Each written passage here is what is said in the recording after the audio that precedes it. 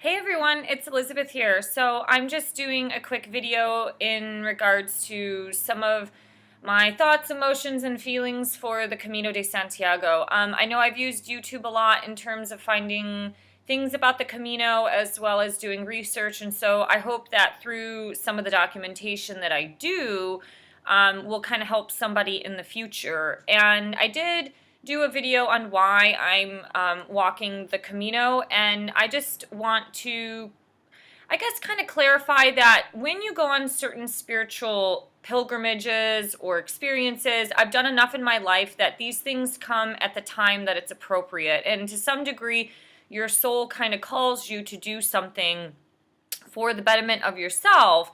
And the Camino is something I've always wanted to do. At the time when I thought about this like 10 years ago, I didn't know anything in terms of like the routes. I just kind of thought there was like one or two. And I remember years ago with my ex-husband, I watched that movie, The Way of St. James, which I don't let Hollywood inspire me to do something spiritual. So I'm choosing this because I've had interest in it way before that movie came out.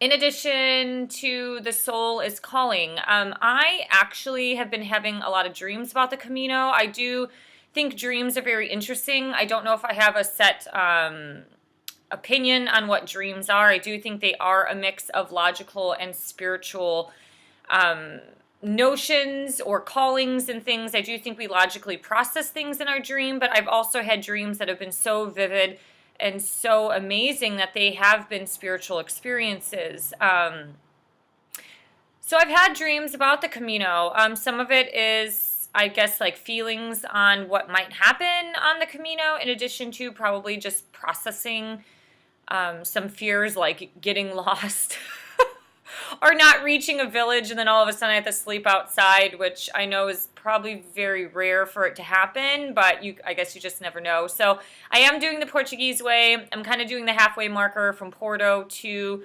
Santiago. Oh, and here's my cat Smittens. She got a lion's cut, so she looks really funny. Anyways, so I am exactly 3 weeks from today leaving for Europe. So I guess I'm going through a bit of different types of emotions. I have packed a bag. I think I packed it a little heavier than what I will bring on the Camino. And I hiked about 4 miles the other day. This is kind of like my first training session. So I'm starting a bit late, but I think due to working in fitness, I do rock climbing. I walk to work numerous days a week, so round trip, that's almost about 5 miles a day, walking up and down hills in Seattle, that I kind of feel like I'll be all right. This isn't going to be too excruciating. I just think that having that load on my back is going to be a little bit tough for my knees or for my neck physically.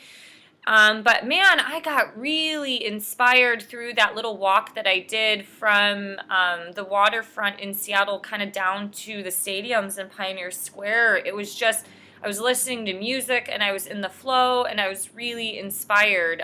So I think there will be some interesting things that will happen on the Camino that just kind of organically happen and evolve while you're walking, especially in nature, through these very historical parts of the country. A lot of the Central Way in the Central Path on the Portuguese Way will be walking on a Roman road. We'll be walking on some bricks and cobblestones. That's pretty fascinating. I mean, these roads were created hundreds, 1,000 years ago, and so many people have walked through this area in search of something, in search of creating a village, in search of enlightenment, in search of finding God or Christ or whatever. So I think these things will trigger probably some emotions. I'm not doing this as some millennial thing like Instagram. I've watched some videos on YouTube and I'm like, oh my God, like the spirituality industry, I just had a conversation about this yesterday with my friend, it's been adulterated and it's been corrupted, and there are definitely some people who do some carbon copy prints of like Tony Robbins, but in the spirituality industry of, like manifestation and finding abundance. And I find all that stuff kind of bullshit. I do think manifestation is very real. But in terms of abundance, I think when you believe directly in God and you're not so attached to the material world, that things in your life do become very abundant. And it might not always happen through financial means. I find my life is very abundant, but a lot of my abundance occurs through life experiences and travel. I don't make a ton of money. If I were to confess how much money I make in Seattle while having to pay Seattle rent, I think people would probably shit their pants because they just don't understand how anybody can survive in this city on that type of an income. And the thing is, I live a very minimalist life. Like, I don't have a decadent lifestyle that a lot of the tech income can have. Like, I take the city bus. I will only do Uber if it's absolutely necessary. And I really don't even support that. I'll just take a cab, which is more expensive than something like a Lyft or an Uber ride. But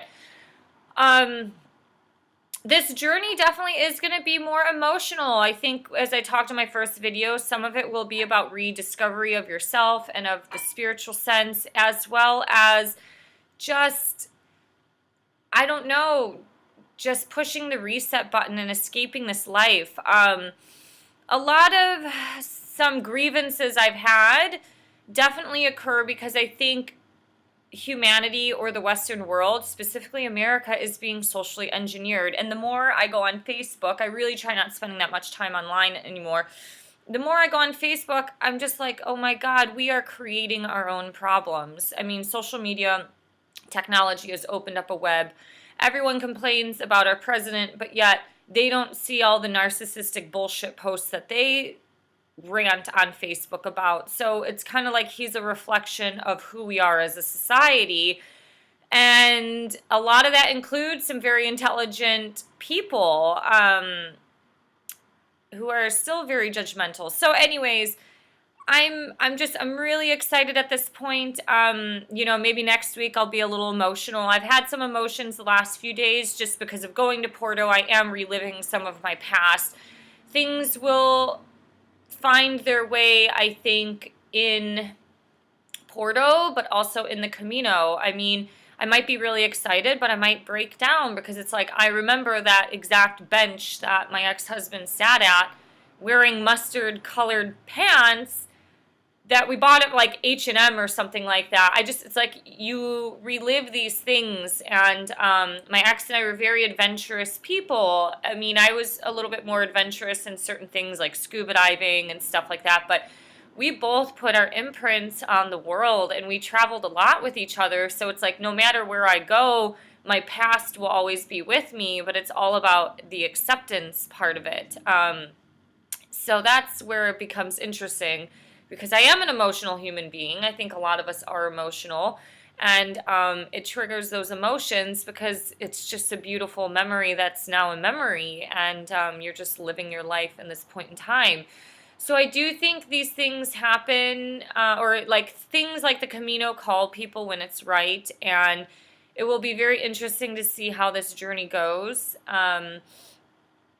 But I just laugh when I watch some like millennial videos on some shit on the Camino that I was just like, oh my God, it's just been, this isn't the Electric Daisy, not conference, whatever that electronic music festivals are, where it's just like a more brand supported type of thing. So unfortunately that's happening these days on the Camino, and this is not that experience. So I hope you can follow me. I hope you can subscribe to my channel.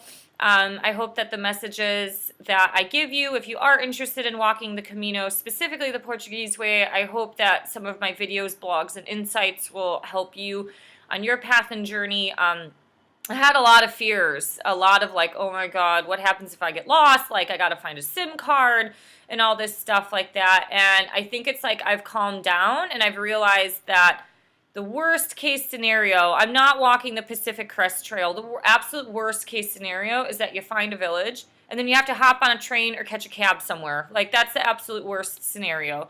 I think for a lot of people, I don't know, like walking on the freeway sounds extremely terrifying. I really don't want to do it. I'm going to skip some parts coming out of Porto and go to the next town because I don't want to walk on the freeway. I've read it's really dangerous. I'm going by myself. I just don't want to put myself in that situation. So I think if you do go on this experience, you will find your way and you will do what is comfortable for you. Anyways, I hope you have a great day. Thank you so much. Please subscribe, and I'm sure I'll be making another video, kind of like a pre-trip emotional journey. All right, have a great one. Bye.